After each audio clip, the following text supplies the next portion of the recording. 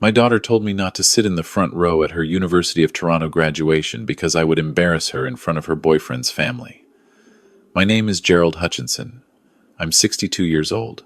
I've driven transport trucks across Canada for 34 years.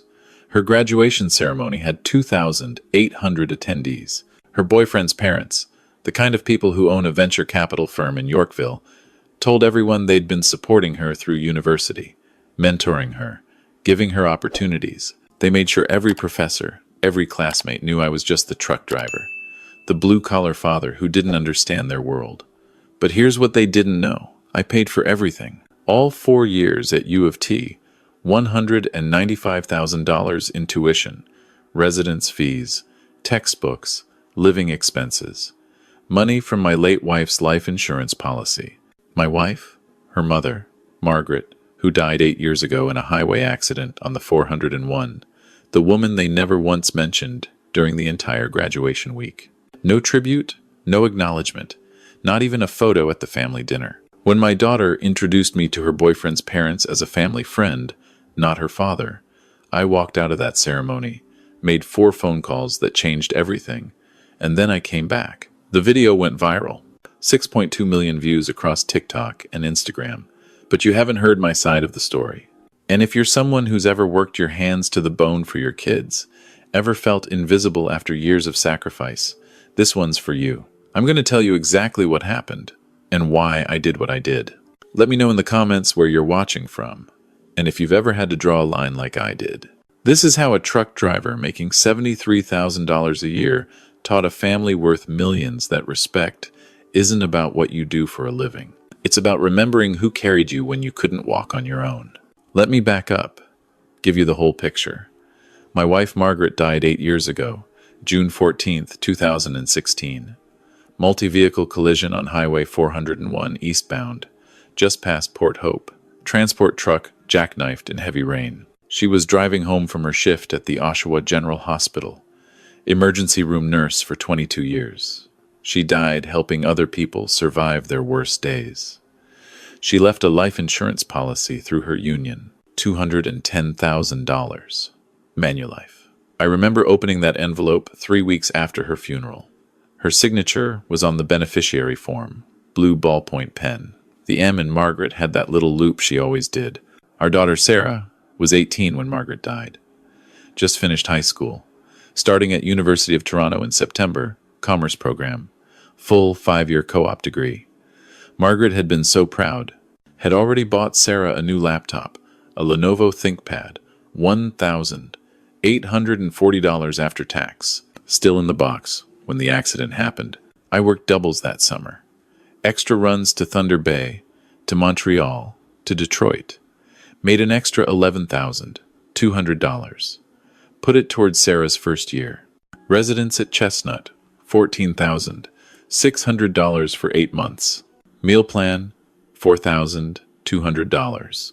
Tuition for Commerce, $16,400 for domestic students. Books and supplies, $1,800. I paid it all up front in August. Used Margaret's insurance money, $37,000 for year 1.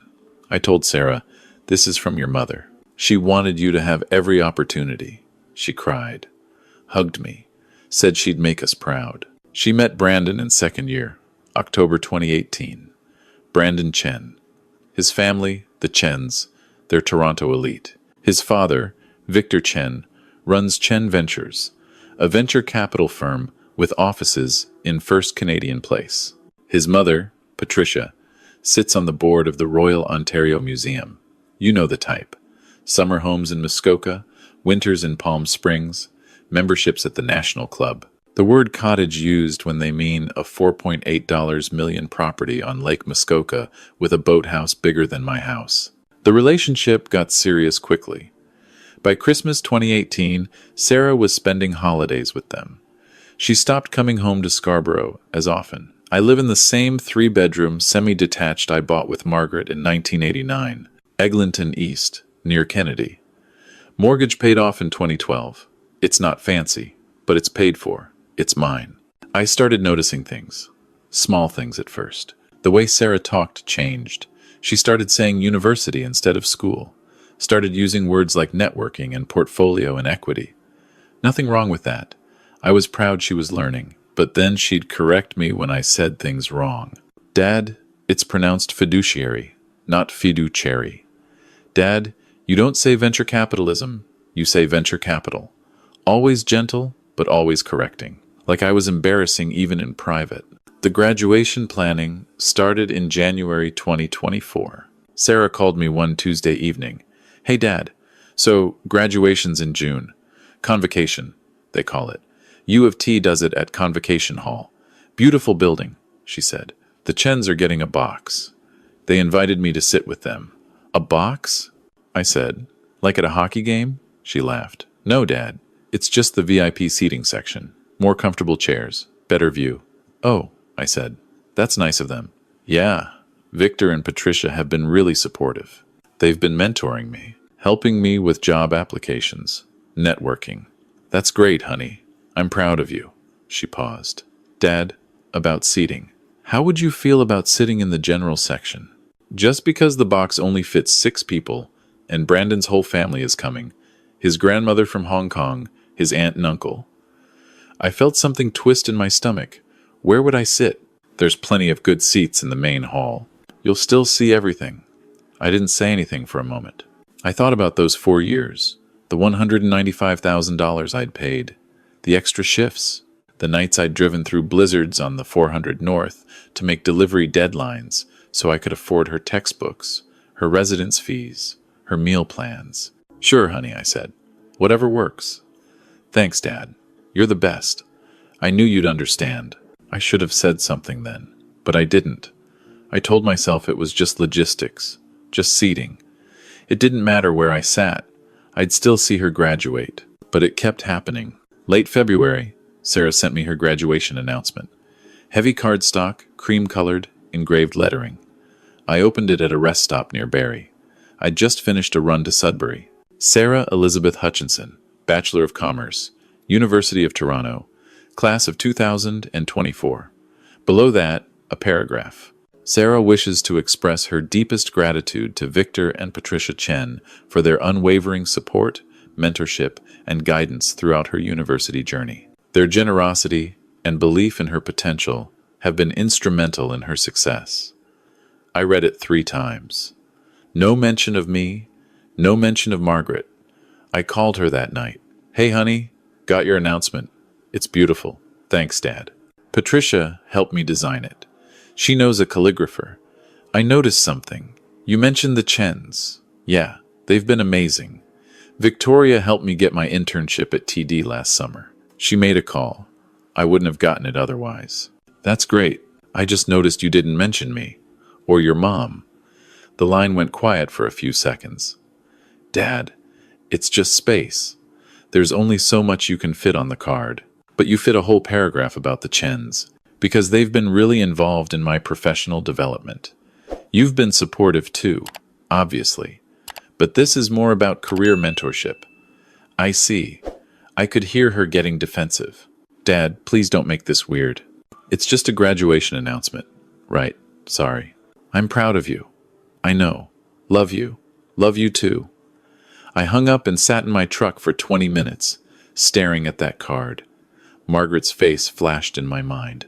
The way she'd worked double shifts to save money. The way she'd talked about Sarah's future like it was scripture. Sarah's going to do something amazing. I can feel it. She was going to do something amazing, and she was erasing the people who made it possible. April came, the pre-graduation family dinner. The Chens hosted it at their home in Forest Hill, 42 Dunvegan Road. I looked it up on Google Maps after Sarah gave me the address. $7.3 million property, 6 bedrooms, coach house, pool. I drove there in my 2014 Silverado. Parked on the street between a Porsche Cayenne and a Tesla Model X. I was wearing my good clothes, dark jeans, a button-down shirt from Mark's Work Warehouse, a sport coat I'd bought for Margaret's funeral 8 years ago, navy blue, still fit, mostly. Patricia Chen answered the door. Mid-50 seconds, hair in a perfect bob, cream cashmere sweater, pearls. "You must be Gerald," she said. Warm smile, firm handshake.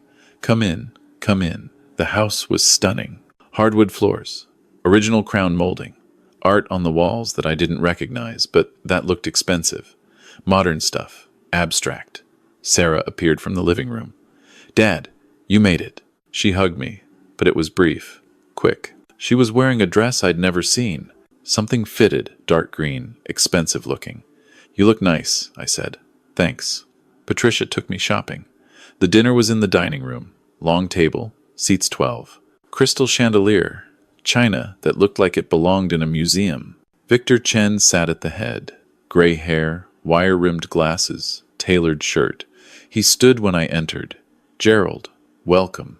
Thank you for having me. We're so glad you could join us. Please, sit." There were 10 of us. Victor and Patricia, Brandon, Sarah, Brandon's grandmother, who spoke very little English, his aunt and uncle, Victor's business partner, and his wife, and me. I was seated at the far end of the table, away from Sarah. The meal was catered. I don't know what company.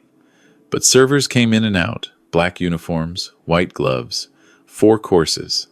I didn't recognize most of what was on my plate. Some kind of fish with a foam on top. Tiny portions. Beautiful presentation. I ate quietly, listened. Victor dominated the conversation. He talked about Sarah's accomplishments, her internship at TD, her job offer at CIBC, starting in July, Wealth Management Division, $78,000, starting salary plus bonuses. "We're so proud of her," Victor said. "We've been mentoring her since sophomore year, helping her build her network. She's got a bright future." Patricia added, "She's like a daughter to us. We've loved watching her grow." I gripped my fork, said nothing. Sarah smiled, blushed, thanked them. Brandon squeezed her hand. After the main course, Patricia stood. She had cue cards, small white cards with notes. She'd prepared a speech. "Everyone, if I could have your attention." I wanted to take a moment to celebrate Sarah. Applause. Light, polite. She's been an absolute joy to know. When Brandon first brought her home, I could see immediately that she was special. Driven, intelligent, kind. Over the past few years, we've had the privilege of supporting her journey, helping her navigate the professional world, opening doors, and watching her walk through them with grace and confidence. She paused, looked at Sarah with genuine affection. "Sarah, you've worked so hard. Your success is a testament to your character. We're honored to be part of your story." More applause. Sarah wiped her eyes. "Thank you, Patricia. You've done so much for me." Victor raised his glass. To Sarah, everyone echoed. I raised my glass of water, didn't drink. Patricia sat down. The servers brought dessert, some kind of chocolate thing with gold leaf on top. I noticed Patricia didn't mention me. Not once. Didn't mention Margaret. Didn't mention the fact that Sarah's tuition had been paid in full every year, that her residence fees had been covered, that she'd never taken out a student loan, never worked during the school year because she didn't have to. I wanted to say something. Wanted to stand up and ask Patricia if she knew who paid for the degree she was celebrating, but I didn't. I finished my dessert, thanked them for the meal, left quietly. Sarah walked me to the door. "Thanks for coming, Dad. It was nice." "They're great, aren't they? They're very kind." She smiled. "I'm lucky." I wanted to say, "You're lucky I worked 60-hour weeks. You're lucky your mother died, leaving you money she'd saved by working nights for 22 years. But I didn't. I just hugged her, told her I loved her, drove home. That night, I couldn't sleep. I sat at my kitchen table, same table Margaret and I bought in 1991 from IKEA, oak veneer. Scratches from 33 years of meals, homework, life. I opened my filing cabinet, pulled out a folder. The one I'd kept since 2016. Document 1, Manulife Life Insurance Payout Letter, $210,000. Margaret's signature. Beneficiary, Sarah's education and future. Dated June 30th, 2016. Document 2, U of T tuition receipts. Year 1, $37,000. Year 2, $41,200. Year 3, $44,600. Year 4, $48,300. Year 5, $23,800 for final semester. Total, $194, no cents. Every receipt filed chronologically, every payment confirmed. I'd paid for her entire degree. Not a loan, not a scholarship. Me, my money, Margaret's money. And tomorrow, Sarah was going to graduate, and the people taking credit weren't us. They were the Chens. The next morning, May 3rd, I went to my bank, CIBC, on Kennedy Road. I met with my account manager, Thomas Lee. Mid 40 seconds. Professional. I've known him for years. Gerald, what can I do for you? I need to close an account. Which one? The trust account I set up for Sarah. The remainder. Thomas pulled it up on his computer. Account 447-988-321-145. Current balance, $42,780. This is Sarah's account? It's mine. I'm the sole owner. She's the beneficiary, but I can close it any time before she's 25. She's 24. Thomas nodded slowly. You're within your rights.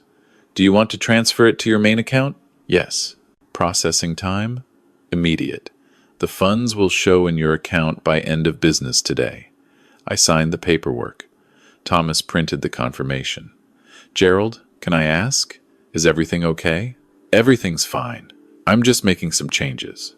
He didn't push. Good man. I left the bank.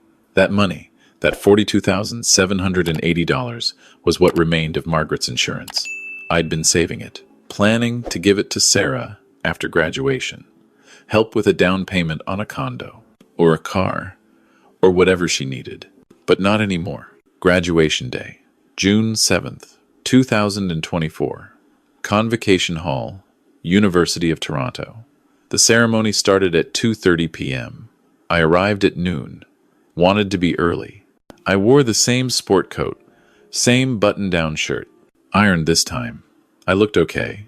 Not fancy, but respectable. I walked to the main entrance. There was a will call desk. I gave my name, Gerald Hutchinson. The student volunteer checked her list. Here you are. Section C, row 18, seat 14. Thank you. I walked into the hall. It's beautiful. Gothic architecture, wood paneling, high ceilings, stained glass. Feels like a cathedral.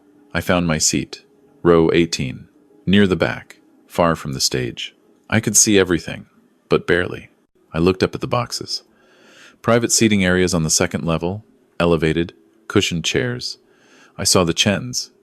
Victor in a dark suit, Patricia in a hat, like she was at Buckingham Palace. Brandon next to Sarah. Sarah looked beautiful. Navy blue dress, hair done. She was laughing at something Brandon's grandmother said. Happy.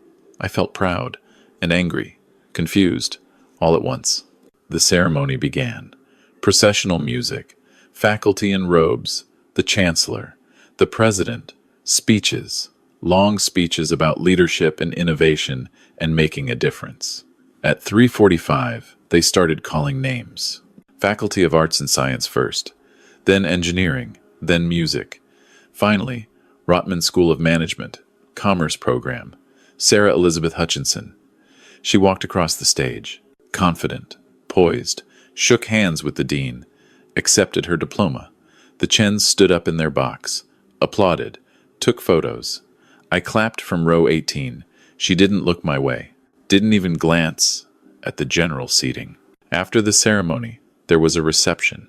Outside on the lawn, King's College Circle, tables with snacks, juice, coffee, families taking photos. I found Sarah near the president's.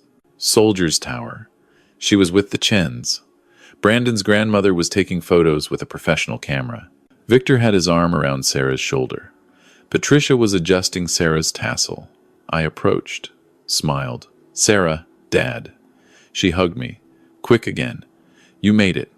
Of course I made it. She turned to the Chens. Everyone, this is my dad, Gerald.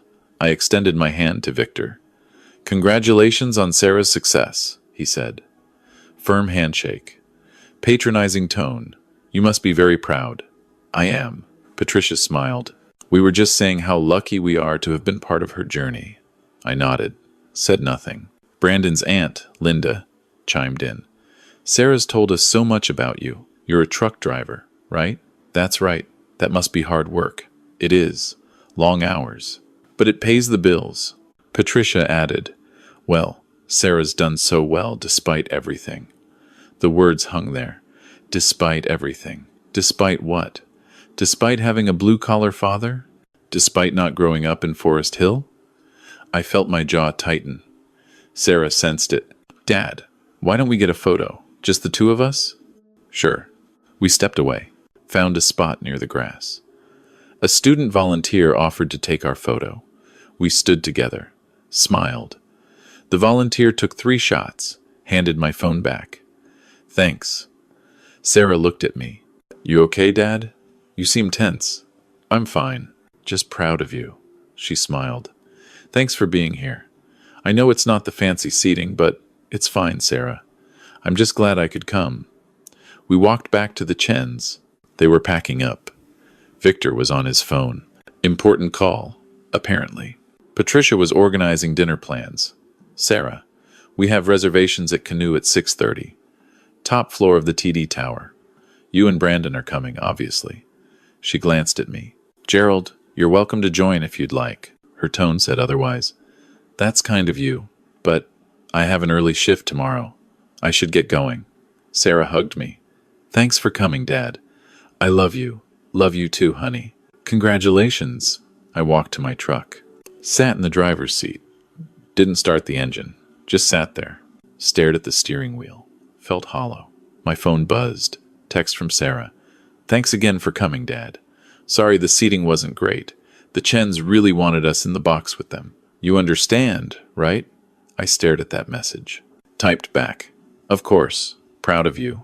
Didn't send. Deleted it. Typed again. Do they know I paid for your entire degree? Didn't send that either. Deleted it. Finally typed, proud of you. Always. Sent. She replied with a heart emoji. I put my phone down. Started the truck. Started driving. But I didn't go home. I drove to Mount Pleasant Cemetery, where Margaret is buried. Section 29. Plot 447. I parked, walked to her grave. Gray granite headstone. Margaret Ann Hutchinson. Beloved wife and mother. 1962 to 2016. She gave everything. I stood there for a long time. Talked to her like I sometimes do. Maggie, I don't know what to do. She's graduating today. You'd be so proud. She looks just like you. Smart like you. But she's forgetting us. Forgetting you. They're erasing you from her story. And I let it happen. The wind picked up. Trees rustled. I wiped my eyes. Made a decision. Not yet, though. I needed to wait. Needed to think. 3 days later, June 10th, Sarah called. Hey, Dad. What's up, honey? So, the Chens are throwing me a graduation party. This Saturday. At their house. Kind of a big celebration. They've invited a bunch of people. Business contacts, family, friends. That sounds nice. Yeah. Dad, I need to ask you something. What is it? The party is going to be pretty formal. Lots of important people. Victor's inviting some of his venture capital partners. Patricia's inviting people from the ROM board. And I just want to make sure we're all on the same page about how we present things. Present things? Yeah. Like, the Chens have been so generous.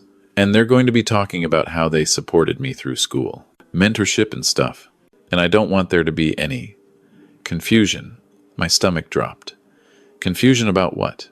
About who did what? I just think it's easier if we keep things simple. Let them have their moment. They've been so good to me.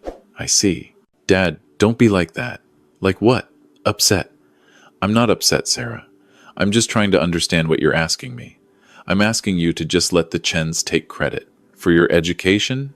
It's not about credit, Dad. It's about relationships. Victor's been helping me network. Patricia wrote me a recommendation letter.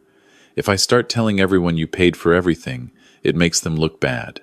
And they've done so much for me professionally. Silence on my end. 7 seconds. I counted. Sarah, Dad, please. I need this. These people are my future. They're my contacts, my network. Brandon's family is important to me. I can't alienate them. So, you want me to pretend I didn't exist for 4 years? That's not what I'm saying. That's exactly what you're saying. No, it's not. I'm just asking you to be understanding. I've been understanding, Sarah, for months, since January. But this is too much. Dad, if you love me, you'll do this. I do love you. That's why I'm saying no. I hung up. She called back immediately. I didn't answer. She texted, Dad, please call me back. We need to talk about this. I need you at this party. Please. I didn't respond. Turned off my phone, sat at my kitchen table, opened the folder again, looked at Margaret's signature, looked at the receipts. $194,900. Nearly $200,000. $200,000. That's 3.5 years of my gross income before taxes. After taxes, closer to 4.5 years of take-home. I gave her everything. Margaret gave her everything, and she wanted me to pretend it never happened so she could impress people who wouldn't give her the time of day if she'd graduated with $80,000 in student debt like most of her classmates. I called my lawyer, Alan Porter. He'd handled Margaret's estate in 2016, drafted the trust account. Good man, known him 15 years. Gerald, what can I do for you? I need advice. About what? The trust account I closed last week. Can Sarah challenge that legally? No, you're the account owner. She was the beneficiary, but you retained full control until she turned 25. She's 24, so legally, I'm clear, completely. Why? What's going on? I think I'm about to do something, and I want to make sure I'm protected. Alan paused. Gerald, whatever you're planning, just make sure you're doing it for the right reasons. I hung up. Saturday, June 15th. The graduation party. I wasn't invited. Well, I was invited, but I declined. But I changed my mind. I showed up anyway. 6:30 p.m. Same house, on Dunvegan Road.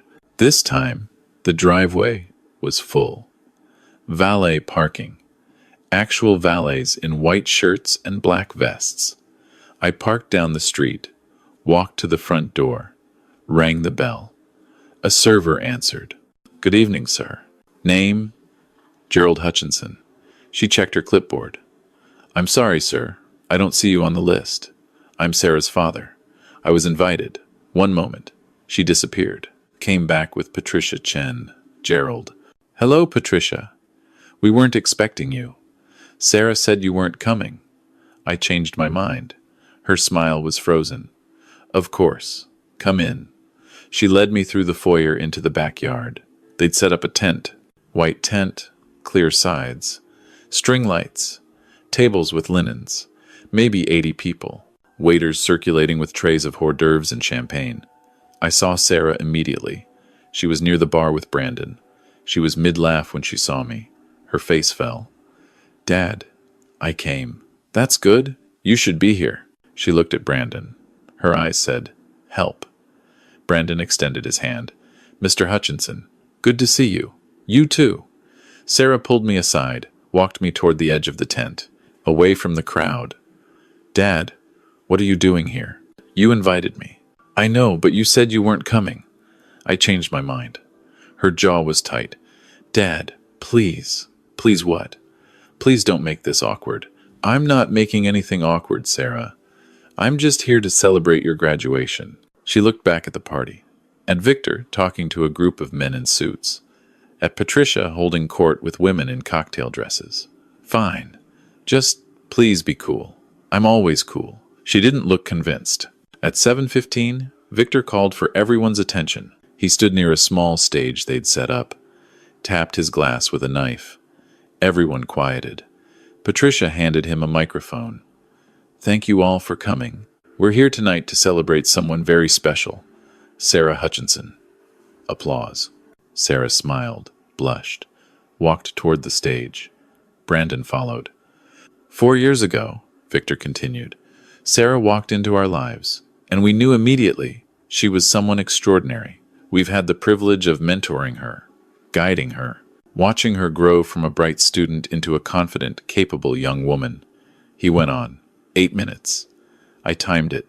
He talked about her internship, the recommendation letters he'd written, the networking events Patricia had brought her to, the doors they'd opened. And tonight, I'm proud to announce that Sarah has accepted a position at CIBC in wealth management. Because of the connections we've helped her make, she's starting her career on the right foot. More applause. Sarah wiped her eyes, hugged Victor, hugged Patricia. Patricia took the microphone. I just want to add, she said, that investing in young people is what Victor and I care most about.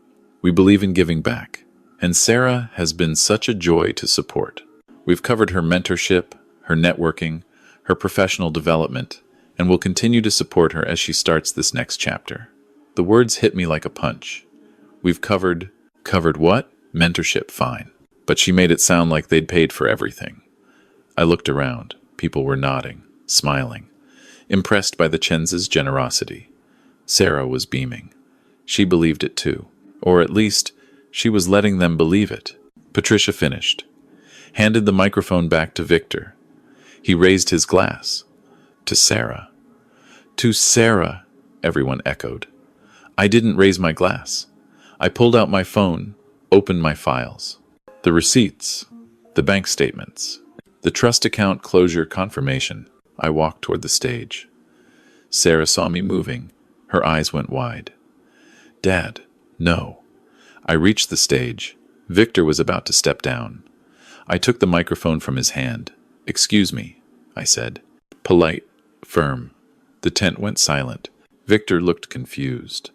Patricia's smile disappeared. Sarah's face went pale. I'm Gerald Hutchinson, Sarah's father. Polite applause from a few people who didn't know what else to do. I wanted to add something to what's been said tonight, because there's been a lot of talk about support and investment and generosity, and I think it's important that everyone here knows the full story. Sarah stood frozen. Dad, please. I held up my phone, turned it so the front rows could see the screen. This is a life insurance payout statement from Manulife. $210,000, dated June 30th, 2016. My late wife, Sarah's mother, Margaret, died in a car accident on the 401. She was a nurse. Emergency room, 22 years. She left this insurance policy. For Sarah's education, I scrolled. This is Sarah's tuition receipt from the University of Toronto. Year 1, $37,000. I paid it, in full, August 2016. Gasps from several tables. Victor's face was red.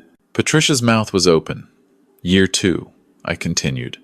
$41,200. Paid in full. Year 3, $44,600. Year 4, $48,300. Final semester, 23,800. Total paid over 5 years, $194,900. I looked around the tent. Every eye was on me. Nobody said a word. I looked at Victor. You said you covered her professional development. That's true. You wrote recommendation letters, opened doors. I respect that. But I paid for her degree, every dollar. My voice cracked slightly. I steadied it. Her mother worked double shifts for 22 years, died driving home from one of those shifts. Her insurance money paid for Sarah's education. And tonight, I sat here and listened to you take credit for supporting her through university. I looked at Patricia. You said you invested in her. You did. Mentorship, networking, valuable things. But I invested $200,000. Money I earned driving trucks across Canada in winter storms. Money my wife earned saving lives in an emergency room. I turned to Sarah. Her face was white, tears streaming. You asked me last week to let them have their moment, to not make waves, to let everyone believe they paid for everything. I paused. So I came here tonight to make sure everyone knows the truth. Victor tried to speak. Gerald, I think there's been a misunderstanding. No misunderstanding, Victor. You're a good man. You've been kind to my daughter. But you don't get to erase me. You don't get to erase Margaret. Patricia stepped forward. We never said we paid for her tuition. You implied it. You said you covered her. You said you invested in her. You let everyone here believe you funded her education. And you let my daughter erase her mother from her story. I looked back at Sarah. In her graduation announcement, you mentioned the Chens. A whole paragraph. You didn't mention me. You didn't mention your mother. At your graduation ceremony, you introduced me to your boyfriend's family as a family friend. Not your father. Sarah sobbed. I didn't mean. You meant it. You were ashamed of me, of what I do, of where we come from. I held up my phone again. Last week, I closed the trust account I'd been saving for you, $42,780. Your mother's money. I was going to give it to you after graduation, for a down payment, for whatever you needed. Several people gasped. Sarah's hand went to her mouth. But you don't need it. You have the Chens. They've invested in you. They've supported you. So, I'm donating it, every dollar, to a scholarship fund for children of blue-collar workers. Kids whose parents drive trucks, work in warehouses, clean buildings. Kids who don't have rich families to open doors. I looked at Sarah one more time. Your mother would have wanted that. I set the microphone down, walked toward the exit. The tent was dead silent. Sarah's voice, broken. Dad, please. I didn't stop. I walked through the house. Out the front door, down the driveway, got in my truck, drove home. My phone started ringing before I hit the end of the street. Sarah, Brandon, unknown numbers. I silenced it. Didn't block. Just silenced. When I got home, I checked my phone. 17 missed calls. 12 text messages. I opened the first one. From Sarah. Sent 8:47 p.m. Dad, I'm so sorry. Please call me. I'm devastated. I don't know what to say. Please. I didn't respond. Second text. From Brandon. Mr. Hutchinson, I'm so sorry for what happened. I had no idea about the tuition. Sarah never told me. Please call her. She's a mess. Third text. Unknown number. This is Patricia Chen. Gerald, I'm horrified by the misunderstanding tonight. We never intended to imply we paid for Sarah's education. I hope we can speak and resolve this. I put the phone down. Didn't answer anyone. Went to bed. Slept 8 hours. First time in weeks. The next day was Sunday. I made coffee, sat at the kitchen table, opened my laptop. The first thing I saw was an email notification, YouTube. Subject, your name has been mentioned in a video. I clicked. The video was titled, Dad Exposes Daughter at Graduation Party. Full story. Uploaded 6 hours ago. Already had 890,000 views. I clicked.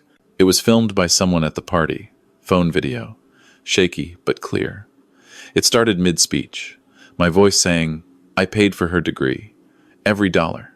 I watched the whole thing. 6 minutes, 40 seconds. The comments section was exploding. 3,200 comments. I scrolled. This man is a legend. Respect to blue-collar parents everywhere. The daughter is disgusting. How dare she erase her own parents? The Chens are embarrassing. Taking credit for someone else's sacrifice. I closed the laptop, checked my phone. 29 missed calls now, more texts. Sarah had sent 11 messages overnight. Dad, please talk to me. I'm so sorry. I never meant to hurt you. The Chens are mortified. I've been crying all night. Please, Dad, I need to talk to you. One text from Patricia Chen. Gerald, I'd like to speak with you privately. I believe we can resolve this misunderstanding. I replied to Patricia, no misunderstanding. You were happy to take credit until the truth came out. Don't contact me again. I didn't reply to Sarah. I needed time. Monday morning, I went to work, drove my regular route, Thunder Bay and back, 14 hours. When I got home, there was a car in my driveway, Sarah's Honda Civic. She was sitting on my front porch, red eyes, hadn't slept. I parked, got out. She stood up. Dad, Sarah, can we talk? I unlocked the door. She followed me in, sat at the kitchen table. I made coffee, handed her a mug. She wrapped her hands around it. Didn't drink. Dad, I don't know where to start. Start with why. Why what? Why you erased us. Me, your mother. I didn't erase you. You did, Sarah. You erased us from your story because we didn't fit the narrative you wanted. The tears started again. I was scared. Of what? Of not being good enough. For Brandon. For his family. For the life I wanted. So you decided we weren't good enough. No, I never thought that. You did. You thought I was embarrassing. You thought introducing me as your father would make you look less impressive. That's not true. It is true. You introduced me as a family friend. You told me to sit in the back. You wrote a whole paragraph about the Chens, and didn't mention me once. She was sobbing now. Full, ugly crying. I'm so sorry, Dad. I was wrong. I was so wrong. Why didn't you tell me? Tell you what? That you paid for everything. I thought... What did you think? I thought maybe you paid for some of it. But I thought I had scholarships. I thought OSAP covered some... loans. I don't know. I just didn't think about it. That's the problem, Sarah. You didn't think about it. You took it for granted. Took me for granted. I know. I'm so sorry. What do the Chens say? They're mortified. Patricia called me yesterday. Said they never meant to take credit. That it was a misunderstanding. Is it a misunderstanding? Sarah looked at her coffee. No. They knew. They knew you paid? They knew I didn't have loans. They knew I never mentioned money problems. They just assumed someone else was paying. And they were happy to take credit. She nodded. Yes. We sat in silence for 3 minutes. Finally, Sarah spoke. What do I do now? You figure out who you want to be. Do you want to be someone who honors where you came from, or someone who erases it to fit in? I want to honor you. Then start. How? First, tell the truth. To who? To everyone. To Brandon. To the Chens. To your friends. To your new job. Tell them your father is a truck driver who paid for your entire degree with money from your mother's life insurance, and that you're proud of that. Her hands shook. What if Brandon's family judges me? Then they're not the kind of people you should want to impress. What if I lose them? Then you'll know where you stand. She cried for another 10 minutes. I didn't comfort her, didn't hug her, just let her sit with it. When she was ready, she looked at me. Dad, can I fix this? I don't know. Can you? I want to? Then prove it. I stood up, walked to my filing cabinet, pulled out Margaret's photo. The one from our wedding day. 1,988. Margaret in her white dress. Huge smile. Handed it to Sarah. Your mother was the best person I ever knew. She worked herself to death so you could have opportunities she never had. And you forgot her. Sarah held the photo. Sobbed harder. I'm so sorry, Mom. I'm so sorry. I let her cry. After a while, she left. Said she needed to think. Needed to figure things out. I didn't stop her. 3 weeks have passed since that night. The video has 4.1 million views now. Articles have been written. BlogTO covered it. The Toronto Star called me for an interview. I declined. The scholarship fund is real. I set it up through a community foundation. $42,780 initial donation. It's called the Margaret Hutchinson Memorial Scholarship for children of blue-collar workers pursuing post-secondary education in Ontario. First recipient will be announced next spring. Sarah and I have talked 4 times since that night. She's been going to therapy, individual sessions. She broke up with Brandon. Said she needed space to figure out who she was without trying to fit into his world. The Chens sent me a formal apology letter, typed, signed by both Victor and Patricia. They said they never intended to diminish my contributions, that they respect what I did for Sarah. I didn't respond. Sarah sent me something last week, a new graduation announcement. She'd had them reprinted, cream cardstock, engraved lettering, same format, but this time the paragraph was different. Sarah wishes to express her deepest gratitude to her father, Gerald Hutchinson, who paid for her entire education with proceeds from her late mother Margaret's life insurance policy. Margaret Hutchinson was a devoted nurse who worked tirelessly to provide for her family. This degree exists because of their sacrifice, and Sarah is honored to carry their legacy forward. I cried when I read it. First time I've cried since Margaret's funeral. She's trying. I see that. Whether we can rebuild what was broken, I don't know yet. But she's trying, and that's something. If you've watched this far, thank you for listening. If you're in a similar situation, if you've given everything to your kids and felt invisible, I want you to know this. You're allowed to demand respect. You're allowed to refuse to be erased. You're allowed to say no. I lost my daughter for a while. Maybe permanently. I don't know yet. But I kept my dignity. And I honored Margaret, and that matters. Let me know in the comments if you've ever had to set boundaries like this, and where you're watching from. Thanks for listening to my story.